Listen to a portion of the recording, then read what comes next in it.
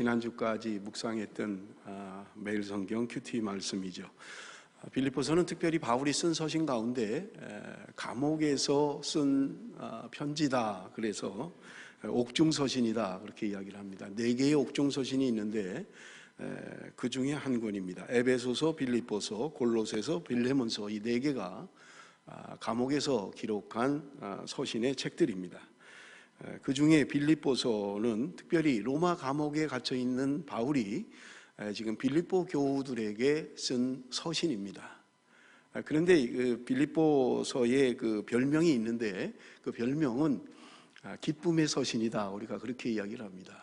많이 반복되는 이야기가 기뻐하라는 이야기예요. 주 안에서 기뻐하라. 주 안에서 기뻐하라는 이야기를 반복적으로 사용하고 있는 것을 우리가 볼 수 있습니다. 그래서 빌립보서를 이야기할 때 우리는 기쁨의 서신이다 그렇게 이야기하고 있는 것입니다.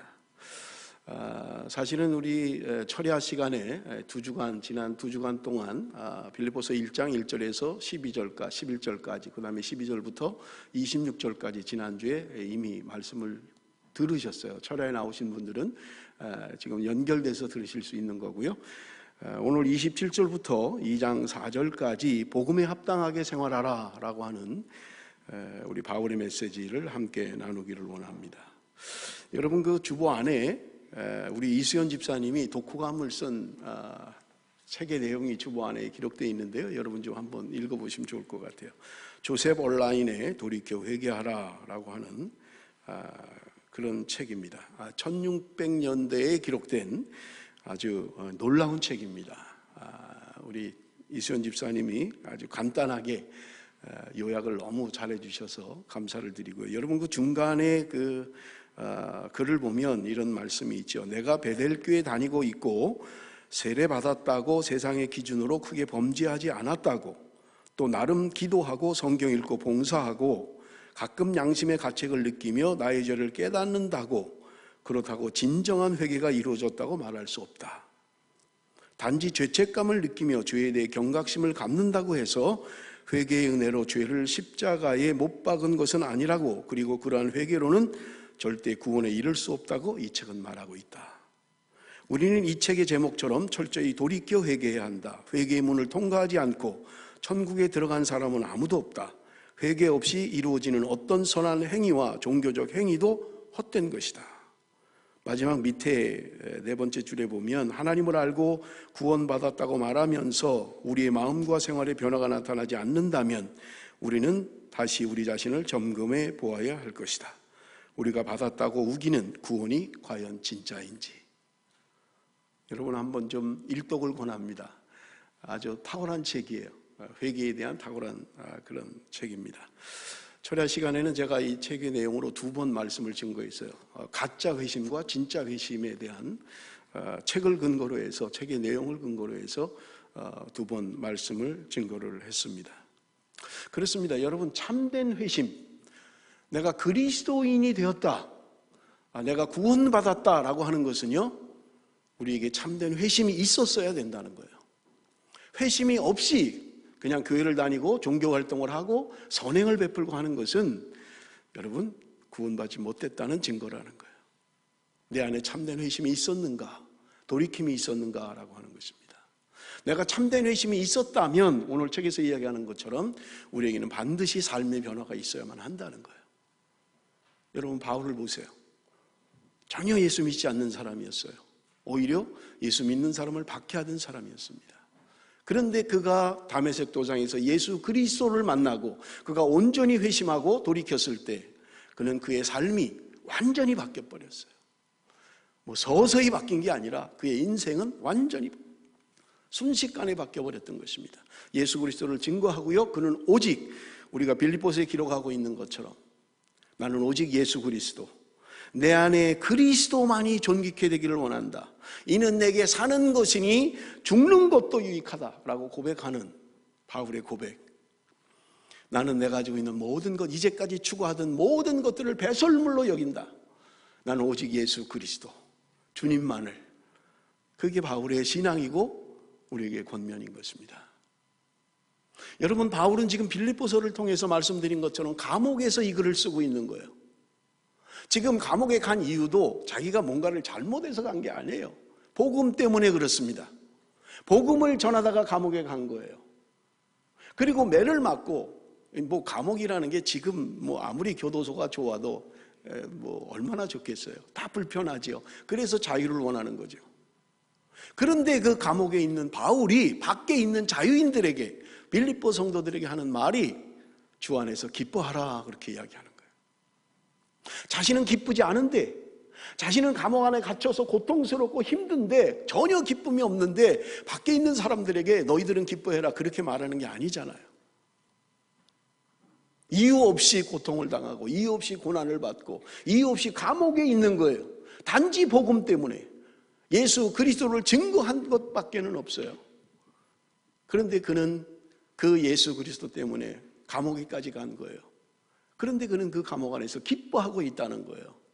그냥 편지를 쓰기 위해서 형식적으로 마음은 괴로운데, 마음은 슬픈데 너희들은 기뻐해라, 그렇게 하는 게 아니라 바울 자신이 감옥에 갇혀 있으면서도, 이유 없는 고통과 고난 가운데 있으면서도, 단지 예수 그리스도 복음 때문에 고통을 당하고 있으면서도 그의 심령은 기뻤다는 거예요.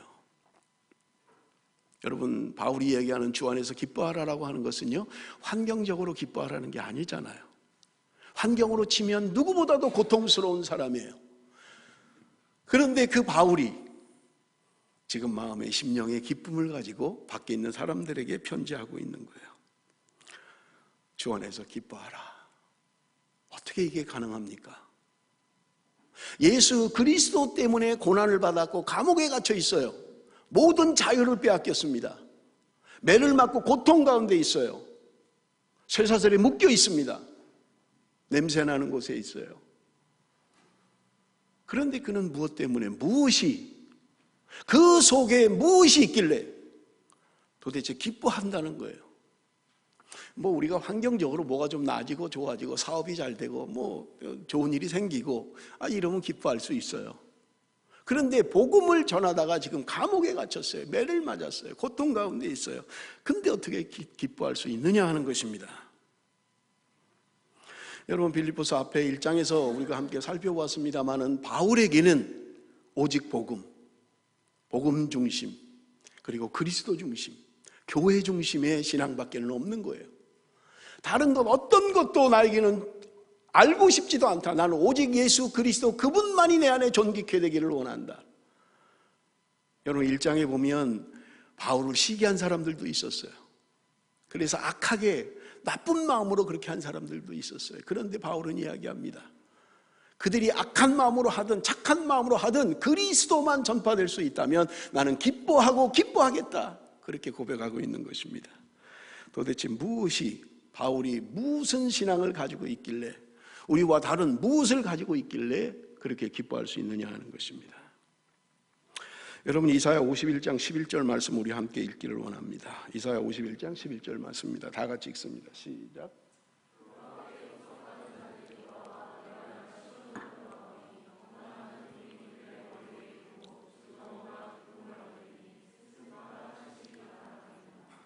여호와께 구속받은 자들이 영원한 기쁨이 그들의 머리 위에 있고, 구원받은 하나님의 백성들에게는 영원한 기쁨이 있다는 거예요.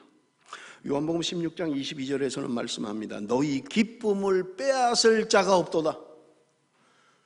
너희들이 갖고 있는 그 기쁨은 누구도 빼앗을 수 없다는 거예요. 어떤 환경도 어떤 사람도 그 기쁨을 빼앗을 수 없다, 그렇게 이야기하고 있는 것입니다. 여러분, 이것이 그리스도인의 표시입니다. 표지예요. 나는 기뻐하고 있습니까? 어떤 환경 가운데서도 내 안에 기쁨이 있습니까? 잘 되고 좋은 일이 있고 모든 게 순탄하게 되고 그래서 기뻐하고, 뭐가 좀 안 좋아지면, 뭐가 좀 불편해지면 슬퍼하고 짜증내고 원망하고 그렇게 살고 있느냐는 거예요. 바울처럼 복음 때문에 감옥에 가는 게 아니다 하더라도 그저 내가 조금 불편해지면, 뭐가 내 마음에 안 들면 불평이 나오고 짜증이 나오고 그렇게 하고 있느냐 하는 거예요. 여러분, 우리에게 주시는 기쁨, 구원받은 자들이 누리는 영원한 기쁨이 있다고 이야기합니다. 여러분, 이것은요, 그리스도인의 표지입니다. 여러분, 우리가 나를 점검해 보면 돼요.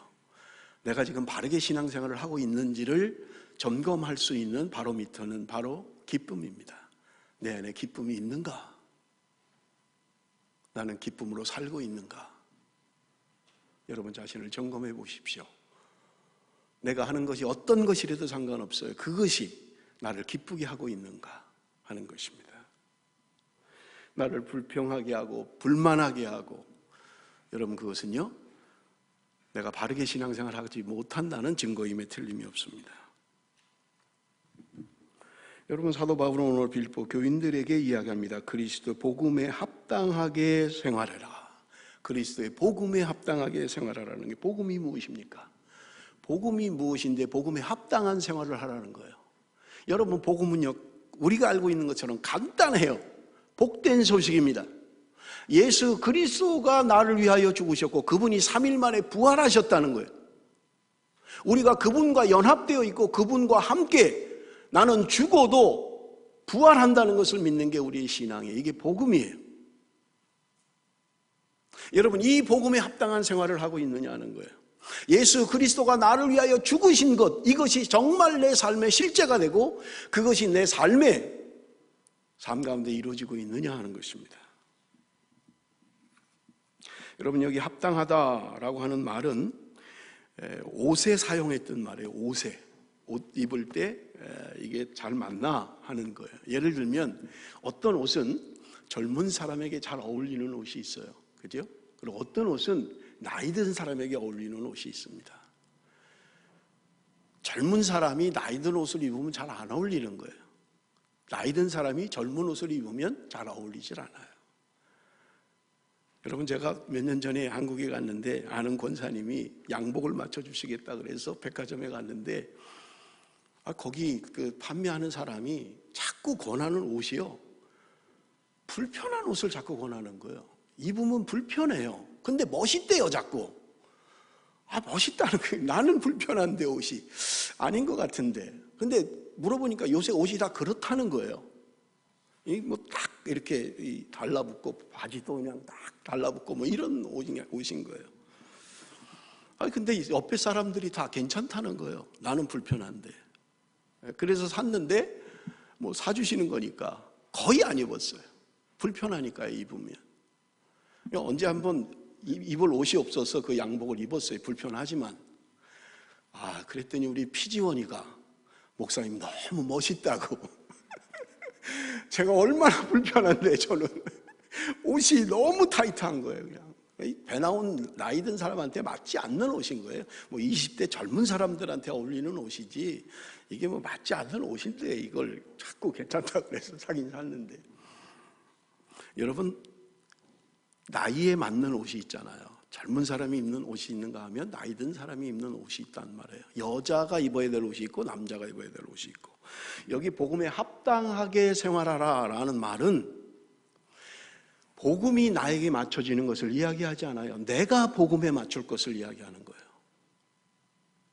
내가 복음에 합당한 삶을 살라는 거예요. 복음이 요구하는 삶을 살라는 거지 내 삶에 복음이 맞춰지는 것을 이야기하는 게 아니에요.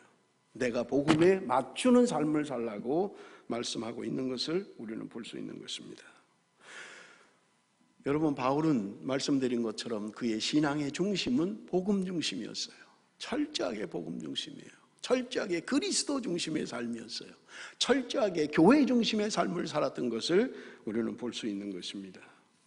여러분, 복음에 합당한 삶이라는 것은 무엇이냐? 첫 번째로요, 복음의 신앙을 위하여 협력하는 것이다.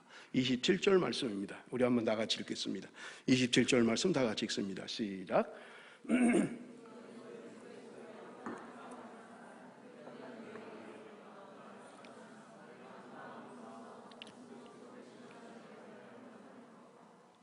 여러분, 복음에 합당하게 생활하는 것은 무엇이냐? 첫 번째로 복음의 신앙을 위해서 협력하는 것이다.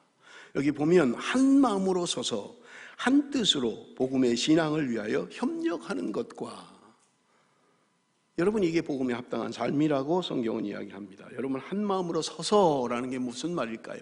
한 마음으로 쓴다는 게, 여러분, 바울은 종종 그리스도인의 삶을 전투하는 병사의 모습이나 또는 경기자의 모습으로 표현하고 있는 것을 우리가 너무나 잘 알고 있습니다. 여기 한 마음으로 서서라는 말은요, 전쟁에 임하는 지금 병사들이 한 마음이 되어야 된다는 거예요. 한 마음으로 서서, 여기 서서라는 말은 견고하게 선다는 거예요. 지금 적군이 지금 앞에 지금 공격을 하기 위해서 있습니다. 우리가 지금 맞서 싸우기 위해서 지금 전역을 갖추고 있는 거예요. 그런데 여기 싸움에 임한 병사들이 다른 생각을 가지고 있으면 안 된다는 거예요. 지금 내 눈앞에 있는 적을 어떻게 하면 이길 수 있는가, 어떻게 하면 물리칠 수 있는가, 한 마음으로 협력을 해서 그 공격을 차단하고 물리쳐서 승리하는, 그것을 지금 우리에게 보여주고 있는 것입니다. 한 마음으로 서라. 다른 마음을 갖지 말라는 거예요. 한 마음을 품어야 된다는 말입니다. 복음의 신앙을 위하여 협력해야 된다는 말입니다. 인간적인 협력이 아니라 복음의 신앙을 위하여 협력해야 된다. 그것을 우리에게 말씀해 주고 있는 것입니다. 여러분, 두 번째는요, 복음에 합당한 생활을 위한 무엇이냐. 28절에 보니까 두려워하지 않는 것이다, 그렇게 이야기합니다. 28절 우리 한번 보겠습니다. 무슨 일에든지 대적하는 자들 때문에 두려워하지 아니하는 이 일을 듣고자 함이라. 두려워하지 않는 것, 복음에 합당한 삶이라고 하는 것은 두려워하지 않는 거예요. 지난 철야에도 말씀을 드렸습니다마는 바울이 감옥에 갇혔어요. 그러니까 많은 사람들이 두려워했던 것입니다. 그런데 바울이 감옥 안에서 복음을 증거해요. 그러니까 대다수의 많은 사람들이 담대해진 거예요. 바울도 지금 감옥 안에서 복음을 전하고 있는데 우리가 도대체 뭐 하는 거냐? 우리도 복음을 전하자. 담대함을 얻었다. 그렇게 이야기하고 있는 것을 우리가 볼 수 있는 것입니다. 두려워하지 않는 거예요. 감옥을 가고 힘든 일을 당하고 그래도 두려워하지 않는 것, 그것이 복음에 합당한 삶이라고 우리에게 말씀해 주고 있는 것입니다. 여러분, 빌립보 교회가 형성된 것은 여러분 우리가 이미 잘 알고 있는 내용입니다. 자주장사 루디아가 복음을 받아들이고 회심을 하게 됩니다. 그리고 바울이 귀신 들린 여자아이를 고쳐줘요. 그래서 귀신이 떠나가고 회복이 됩니다. 그런데 그 귀신 들린 아이 때문에 돈을 버는 사람이 있었어요. 귀신이 들려서 점을 치니까 그것 때문에 돈을 벌었던 거예요. 그런데 지금 귀신이 떠나가고 점을 칠 수가 없는 거예요. 자기의 수입원이 이제 없어져 버리고 만 거예요. 그러니 고발을 해버린 거예요, 관가에다. 그래서 바울과 실라가 감옥에 갇혀서 매를 맞고 감옥에서 찬송하고 기도할 때 감옥 문이 열렸다. 성경은 이렇게 이야기하고 있는 거예요. 그때 지키고 있던 간수가 감옥 문이 열려 있는 걸 본 거예요. 그러니 이 간수가 감옥 문이 열렸으니 죄수가 도망갔다고 생각을 한 거죠. 죄수가 도망가면 그 간수는 사형이에요. 그러니 지금 자기가 살아서 지금 한순간은 살아있는지 모르지만 이제 죄수가 도망간 걸 알면 자기에게는 결정적으로 이제 죽음을 맞이하게 되는 거예요. 그러니까 자결을 하려고 했던 거예요. 차라리 내가 죽으면 죄수들이 나를 죽이고 도망갔다라고 할 거니까 죽으려고 자결을 하려고 할 때 그 감옥 안에 있던 바울이 이야기했던 거예요. 멈추시오. 우리 여기 있습니다. 죽지 마시오.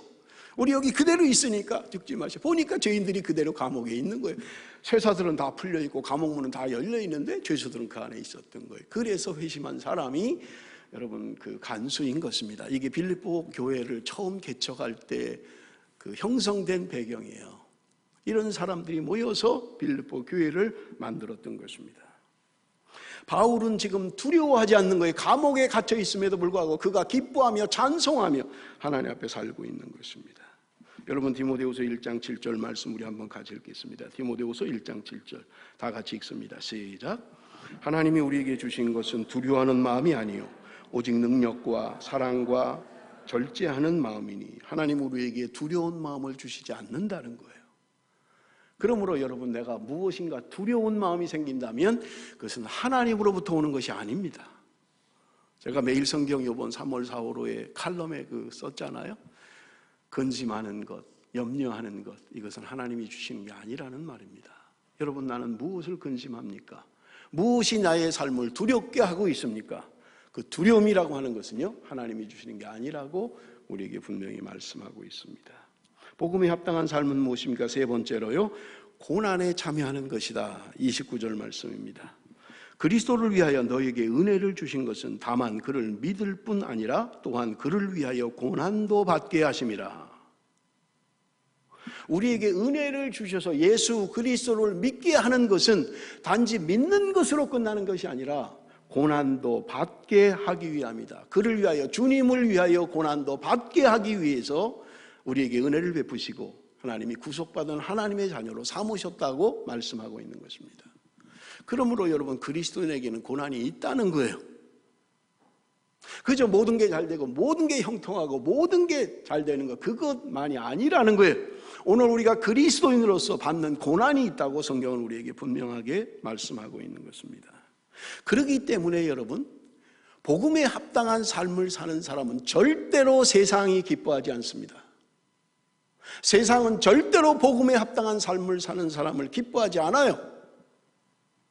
여러분, 내가 예수를 바로 믿으면 반드시 세상은 고난을 줍니다. 우리에게 좋아하지 않아요. 싫어하는 거예요. 내가 적당히 살고 적당히 하면 세상은 나를 좋아해요. 비슷하니까, 속성이 비슷하니까. 그런데 정말 참된 회개를 이루고 정말 그리스도 중심의 삶을 살고 복음에 합당한 삶을 살면 세상은 결코 나를 환영하지 않아요. 여러분, 세상이 나를 환영하고 있습니까? 그렇다면 나는 바른 신앙생활을 하고 있는 게 아니에요. 뭔가 세상이 나에게 고난을 주고 세상이 뭔가 나를 미워하고 세상이 뭔가 이상하게 나를 거부하면 여러분은 나는 지금 바로 믿고 있구나, 그렇게 생각하면 틀림없을 거예요. 복음에 합당한 삶, 여러분, 그것은 고난이 있다고 성경은 우리에게 분명하게 말씀하고 있는 것입니다. 디모데후서 3장 12절 다 같이 읽겠습니다. 다 같이 읽습니다. 시작. 디모데후서 3장 12절. 무릇 그리스도 예수 안에서 경건하게 살고자 하는 자는 핍박을 받으리라. 여러분, 성경은 우리에게 분명히 말씀합니다. 경건하게 살려고 하면 우리에게 반드시 핍박이 있다고 말씀하고 있는 것입니다. 여러분, 바울은 지금 빌립보 교회 성도들을 향해서 말씀하고 있는 거예요. 그들은 외부적인 어려움도 있었지만 빌립보 교회 안의 문제는 내부적인 어려움이었어요. 그것은 뭔가 하나 되지 못하고 갈라지고 뭔가 나뉘어지는 것들이 있다는 것을 바울이 들었던 거예요. 그래서 지금 편지를 통해서 그들이 하나 될 것을 권면하고 있는 것입니다. 여러분, 오늘 본문 2장 1절 말씀 처음 시작할 때를 보십시오. 여러분, 2장 1절에 보면 그러므로 이렇게 시작하잖아요. 그러므로 그리스도 안에 무슨 권면이나 이렇게 시작합니다. 여러분, 여기 오늘 2장 1절이 그러므로라고 시작하고 있는 것은 우리가 잘 아는 것처럼 이 접속사는요, 뭔가에 대한 결론을 이야기하고 있는 것입니다. 1장 27절에서 복음에 합당하게 생활하라 라는 그 결론의 말씀으로 2장 1절부터 4절까지 말씀하고 있는 것을 우리는 볼 수 있어요. 여러분, 1절 말씀 우리 한번 좀 같이 읽으면 좋겠습니다. 1절 말씀을 다 같이 읽습니다. 시작. 그러므로 그리스도 안에 무슨 권면이나 사랑의 무슨 위로나 성령의 무슨 교제나 긍휼이나 자비가 있거든. 여러분, 1절을 우리가 보면 쉽게 그냥 알 수 있는 것은 이 1절의 문장 구조가 가정법이라는 것을 쉽게 알 수 있습니다. 여러분, 갖고 있는 성경, 영어 성경 가운데 킹 제임스 버전이나 NIV가 가정법으로 다 표현을 하고 있어요. 여러분, 가정법을 우리가 잘 알고 있잖아요. 내가 지금 없지만, 내가 갖고 있지는 않지만 그렇게 되기를 소원하는 거잖아요. 내가 지금 가난해요. 그런데 만일 내가 부자가 된다면, 뭐 이런 거잖아요. 지금 나는 가난한데 내가 만약에 부자가 된다면, 내가 뭔가 남자로 태어난다면, 뭐 불가능한 이야기지만 지금은 가능하지 않아요. 지금은 여자예요. 그런데 내가 만일 남자로 다시 태어난다면, 이런 가정법이잖아요. 그런데 여러분, 여기 지금 사용하고 있는 말씀은 가정법의 말씀이 아니에요. 여러분, 뭔가 갖고 있지 않지만 만약에 이렇게 된다면 너희는 이렇게 되라, 그렇게 말하고 있는 게 아니에요. 원문에는요, 조건절입니다. 동사가 없어요, 사실은. 여러분, 이 말씀이 무슨 말이냐면 여기 1절에 나오는 권면, 위로, 교제, 긍휼과 자비, 이런 것들을 전제로 무엇인가를 바울이 지금 다른 것을 이야기하고 있는 거예요. 그게 뭐냐면 2절부터 되어 있는 거예요. 마음을 같이하여 같은 사랑을 가지고 뜻을 합하여 한 마음을 품으라, 하나 되라고 이야기하고 있는 거예요. 그런데 여기 그리스도 안에 무슨 권면이나 사랑의 무슨 위로나 성령의 무슨 교제나 긍휼이나 자비가 있거든, 지금 없는데 있게 되면 하나가 되라, 그렇게 말하고 있는 것이 아니라 있다는 걸 전제로 해서 이야기하고 있다는 거예요. 조건절이라는 거예요. 너희는 당연히 이게 있어야 된다, 그렇다면 하나가 돼야 된다, 지금 그것을 이야기하고 있는 것입니다. 우리 하나씩 좀 살펴보겠습니다. 첫 번째는요, 그리스도 안에서의 권면입니다. 여러분이 그리스도 안에서 권면이라는 말은 그리스도와의 생명적 연합으로 인해서 누리는 거예요. 무슨 말이냐면 이런 것입니다. 내가 그리스도 안에서 그리스도와 함께 누리는 권면이 내게 있느냐 하는 거예요. 내가 그리스도로부터 받는 그 권면이 있을 때 내가 다른 사람을 권면할 수 있다, 그것을 이야기하는 것입니다. 여러분, 영어 NIV 성경이 이 표현을 아주 정확하게 표현하고 있어요. 여러분 영어 성경을 조금만 띄워줄래요? NIV 좀. 너무 작아서 잘 안 보이실 것 같은데, 여러분 여기 보면 If you have any encouragement from being united with Jesus, 이렇게 되어 있습니다. 그리스도와 함께 연합된 그 존재로부터의 위로, 내가 그리스도와 함께 연합될 때 그 주님으로부터 받는 그 권면, 그것이 있을 때 내가 다른 사람을 권면할 수 있다는 거예요. 이해가 되시죠? 무슨 말이냐면 이런 거예요. 여러분, 요한복음 15장에 포도나무 비유가 있잖아요. 그죠? 가지가 나무에 붙어 있을 때 그 가지는 나무로부터의 자양분을 공급받는 거예요. 여러분, 내가 그리스도로부터, 주님으로부터 오는 주님의 위로가 내 안에 있을 때 나는 다른 사람을 권면할 수 있게 된다는 거예요.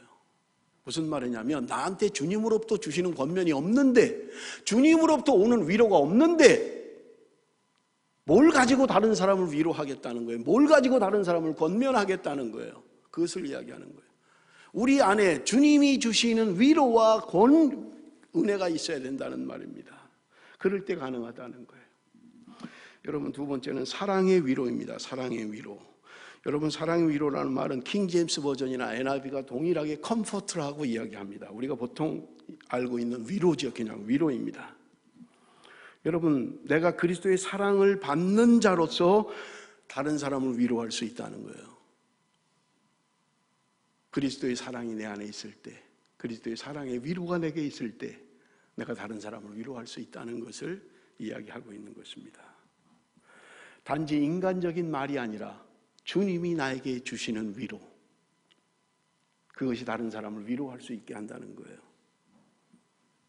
우리는 누군가 어려움을 당하는 사람을 보면 인간적으로 위로할 수 있어요. 집사님, 나도 어려운 일을 당했었는데 괜찮아요, 힘내세요. 그건 참된 위로가 아니라는 거예요. 내가 그런 어려움 가운데 있을 때 주님으로부터 받은 위로, 사람의 위로가 아니라, 인간적인 위로가 아니라 주님이 나에게 주셨던 그 위로, 정말 죽을 것 같고 힘들고 어려운 가운데 주님이 내게 베풀어 주셨던 그 위로, 그걸 경험한 자가 나와 동일하게 겪고 있는 그 사람에게 위로할 수 있다는 거예요.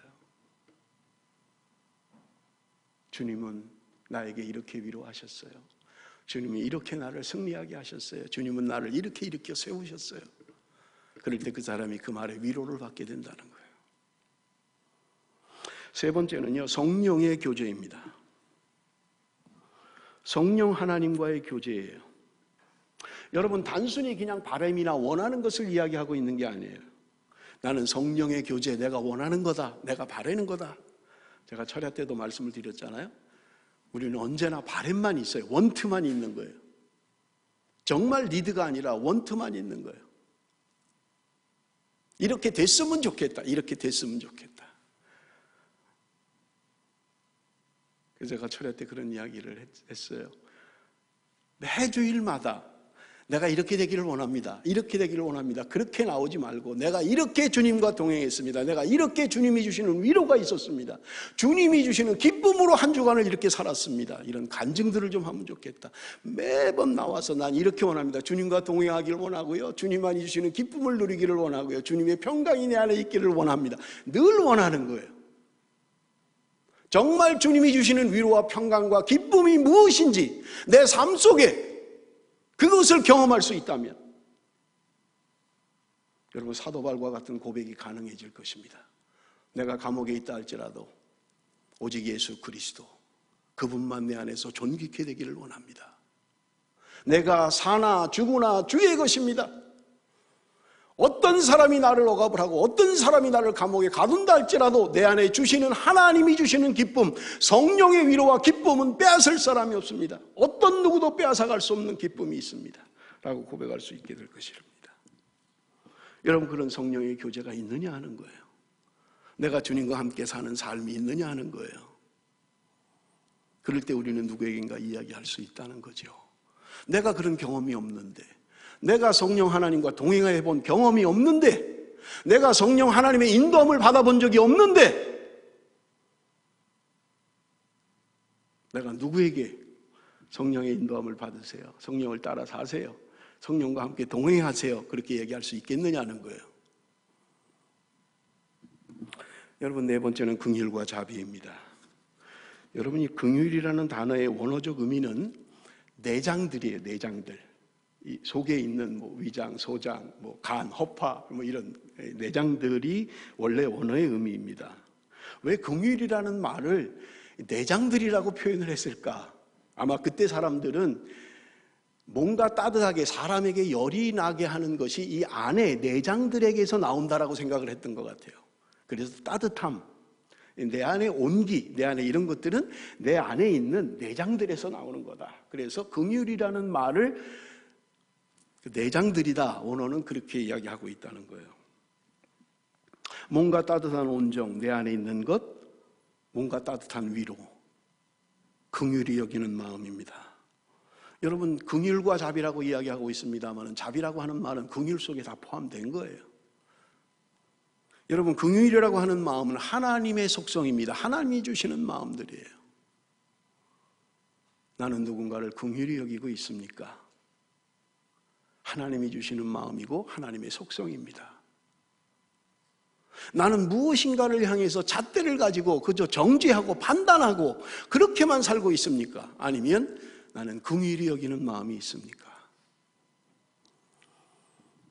여러분, 오늘 우리에게 바울이 이야기하는 건 뭐냐? 그리스도인이라면 이러한 것들이 있어야 된다는 거예요. 성령의 교제와 긍휼과 자비, 여러분, 이러한 사랑의 위로, 그리스도 안에서의 권면, 이런 것이 있어야 된다고 당연한 조건으로 이야기하고 있는 거예요. 여러분, 빌립보서 2장 2절에서 4절 우리 한번 같이 읽겠습니다. 다 같이 읽습니다. 이미 읽었습니다만은 한번 같이 읽겠습니다. 다 같이 시작. 마음을 같이하여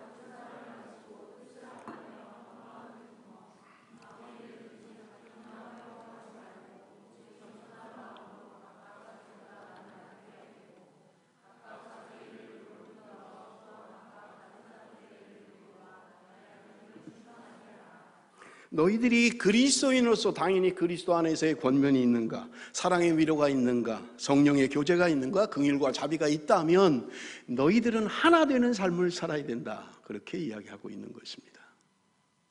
내가 그리스도인으로서 그리스도인이 아니라면 이 말씀은 의무사항이 아니에요. 그렇게 할 수도 없고요.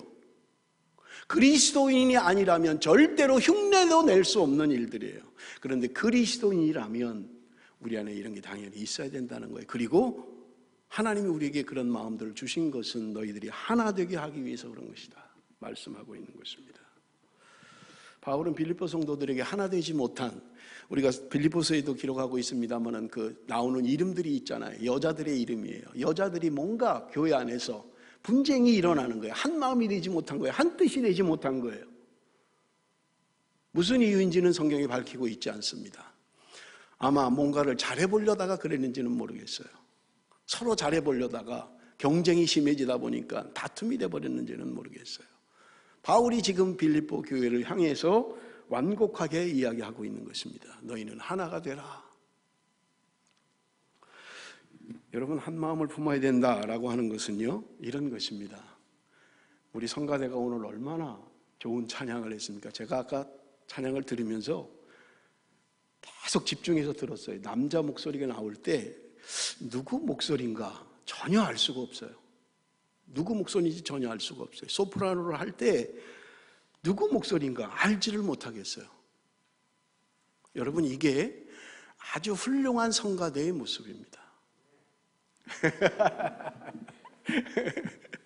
성가대를 하는데 누군가 한 명이 아주 탁월한 솔리스트의 소리만 들린다. 그거는 성가대의 자격이 없는 거예요. 누군가 아름다운 테너의 목소리만 자꾸 들린다. 이거는요, 좋은 성가대가 아닙니다. 여러분, 각자가 지휘자는 지휘자대로, 성가 대원들은 대원대로 나름대로 다 실력이 있어야 돼요. 악보를 읽을 수 있어야 되고요, 좋은 소리를 낼 수 있어야 됩니다. 굉장히 중요한 거예요. 그런데 조화가 이루어지지 않으면 그 성가대는 잘하는 게 아니에요. 개인들은 다 잘해요. 소리도 좋아요. 그런데 하모니가 이루어지지 않는다. 그건 좋은 성가대가 아닙니다. 하모니가 이루어져야 돼요. 조화가 이루어져야만 합니다. 그래서 제가 성가대를 할 때는 지휘자가 꼭 하는 말이 있어요. 여러분, 다른 사람의 소리가 내 귀에 들려야 됩니다. 이런 소리를 자주 했어요. 내가 너무 크게 하다 보면 다른 사람 소리가 안 들리는 거예요. 성가대원들은 한번 해보세요. 내가 막 크게 하면 다른 사람 소리 안 들려요. 근데 내가 다른 사람에 맞춰서 조화를 이루기 위해서 하면 다른 사람의 소리가 들려요. 그게 제대로 하는 거라는 거예요. 다른 사람의 소리가 들리는 거예요. 조화를 이루어야 된다는 거예요.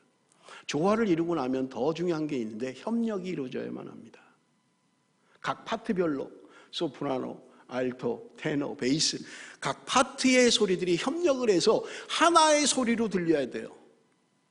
그럴 때 아름다운 성가대가 되는 것입니다. 그런데 지휘자는 작게 하라고 그러는데 본인은 막 하고 싶어가지고 막 의욕이 불타서 막 크게 하면 이거는 성가대의 자격이 없는, 그 사람은 솔로를 하는 게 훨씬 좋은 거죠. 자기가 가지고 있는 역량을 그대로 다 발휘할 수 있으니까요.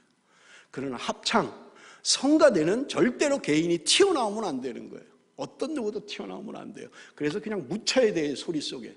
그래서 그냥 한 사람이 하는 것 같은 거예요. 제가 아까 아무리 들어도 누구의 소리인지 알 수가 없어요. 남자들 소리가 나는데 누구의 소리인지를 제가 판별을 할 수가 없어요. 왜냐하면 하모니가 이루어져서 그런 거예요. 그리고 소프라노, 엘토, 테너, 베이스가 협력이 되는 거예요. 그럴 때 하나의 소리로 아름답게 들리는 거예요. 각 파트의 소리를 내지만 그것이 아름다운 협력이 이루어지는 것입니다.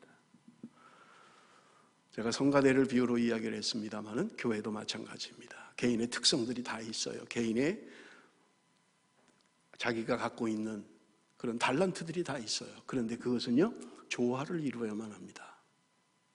조화만 이루어서 되는 게 아니라 협력이 이루어져야만 합니다. 그럴 때 좋은 교회고 아름다운 교회가 된다는 말입니다. 여러분, 바울이 지금 오늘 본문을 통해서 하나 되지 못하는 이유와 하나 되는 방법을 이야기하고 있습니다. 첫째는요, 하나 되지 못하는 이유가 뭐냐 하는 거예요. 3절입니다. 아무 일에든지 다툼이나 허영으로 하지 말라. 너희들이 다툼과 허영으로 하면 하나가 되지 못한다. 하나를 깨게 된다. 그렇게 지금 이야기하고 있는 것입니다. 아무리 좋아도 다툼과 허영으로 하는 것은 하나 되는 것을 방해한다는 거예요. 그래서 여러분, 바울은 권면하는 거예요. 빌립보 교회 성도들에게 너희들은 다툼과 허영으로 일을 하면 안 된다. 그것이 너희들이 하나 되는 것을 깨는 것이다. 그렇게 지금 이야기하고 있는 것입니다. 여러분, 바울은 지금 이야기합니다. 어떻게 하면 하나가 될 수 있는가? 그러면 어떻게 하면 하나가 될 수 있는가? 여러분, 2절 말씀입니다. 4장 2절 말씀. 마음을 같이하여 같은 사랑을 가지고 뜻을 합하며 한 마음을 품어라. 예수 그리스도 안에서 하나가 되라고 이야기합니다. 아까도 말씀을 드렸습니다마는 합당하다라고 하는 것은 복음이 나에게 맞춰지는 게 아니에요. 내가 복음에 맞춰서 합당한 삶을 살라고 이야기하는 것입니다. 그것처럼 그리스도 안에서 하나 되라는 거예요. 내가 뭐가 좀 안 맞아요. 나하고 좀 생각이 달라요. 그렇지만 그리스도 안에서 주님의 몸된 교회를 위해서 하나가 되어야 될 것을 이야기하고 있는 것입니다. 그것은 무슨 말입니까? 나하고 좀 달라도 내가 주님 안에, 여러분, 우리가 믿는 공동체라고 하는 것은요, 같은 신앙을 고백하는 거예요. 같은 신앙 고백이 있는 거예요. 그렇기 때문에 가능한 거예요. 믿는 게 각자 다르면 여러분, 이건 교회가 아니에요. 믿는 것은 언제나 같아야만 합니다. 그것이 한 교회예요. 지금 그것을 이야기하고 있는 거예요. 그리스도 안에서 서로 신뢰하고 하나가 되라고 이야기하고 있는 것입니다. 나하고는 많지 않지만 내가 주님 안에서 그리스도 때문에 하나가 되라고 말씀하고 있는 것입니다. 여러분, 두 번째는요, 겸손할 때 하나가 될 수 있다. 3절입니다. 오직 겸손한 마음으로 각각 자기보다 남을 낮게 여기고, 겸손한 마음이 있을 때 하나 될 수 있다고 우리에게 말씀하고 있는 것입니다. 저는 말씀을 묵상하면서 이 말씀만 우리가 지킬 수 있다면 얼마나 하나 되고 아름다운 교회가 될까 그런 생각을 해봤어요. 나보다 남을 낮게 여기는 마음, 저 사람이 나보다 나아, 저 사람이 나보다 난 사람이야 라는 그런 마음을 가지고 있다면 여러분 우리가 얼마나 하나 될까 하는 것입니다. 뭔가 내가 다른 사람보다 낫다라고 생각하는 거예요. 여러분 이것은 허영 때문에 그렇습니다. 헛된 마음입니다. 헛된 영광을 구하는 거예요. 하나님이 앉으셔야 될 자리에 하나님이 받으셔야 될 영광을 사람이 받는 거예요. 그렇기 때문에 하나 되지 못하는 것입니다. 겸손해야만 합니다. 주님께서 하나님이심에도 불구하고 종의 형체를 가져 자기를 죽기까지 낮아지셨다고 말씀하고 있는 것입니다. 여러분 우리의 신앙은 무엇입니까? 여러분 우리는 주님을 닮아가는 작은 예수 그리스도의 제자들이잖아요. 주님을 닮아가는 사람들입니다. 주님의 성품을 닮아야 되고요. 주님이 하신 일을 우리가 해야만 한다는 말입니다. 그렇다면 여러분 우리는 낮아져야만 합니다. 겸손해야만 하나 될 수 있다는 거예요. 교만한 한 무엇인가 높아지기를 원하는 한 우리는 하나 될 수가 없다는 말입니다. 내가 나를 낮출 때 우리는 하나 될 수 있다고 성경은 우리에게 말씀하고 있는 것입니다. 그래서 사도 바울은 고백하고 있잖아요. 사도 중에 지극히 작은 자다. 모든 성도 중에 지극히 작은 자보다 더 작은 자다. 나는 죄인 중에 괴수다. 바울은 고백하고 있는 것입니다. 여러분 우리가 아는 것처럼 바울이라고 하는 사람은요 똑똑한 사람이에요. 많은 것을 가지고 있는 사람입니다. 다른 사람들이 부러워하는 사람이에요. 그럼에도 불구하고 그가 예수 그리스도 안에서 자기는 죄인 중에 괴수입니다. 나는 가장 작은 자 중에 그보다 더 작은 자입니다 라고 고백하고 있는 것은 자기 바울의 겸허함을, 바울의 겸손함을 표현하기 위해서 그냥 단지 수식적으로 그렇게 표현하고 있는 게 아니라는 말입니다. 주님 안에서, 내가 그리스도 안에서 나를 돌아보니까 정말 나 같은 사람이 없는 거예요. 하나님의 은혜가 아니었으면 절대로 구원받지 못할 사람인 것을 알게 되는 거예요. 그래서 그 어떤 것도 주님의 은혜보다 앞설 수 없는 것을 깨닫기에 나는 죄인 중에 괴수입니다. 그런 사람이 남을 비판할 수 있나요? 남을 정죄할 수 있나요? 못해요.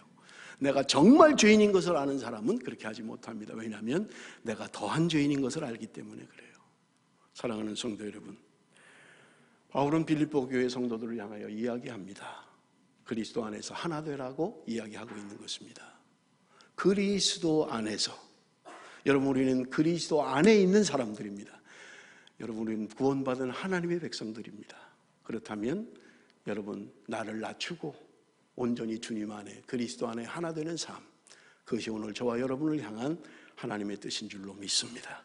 기도하겠습니다.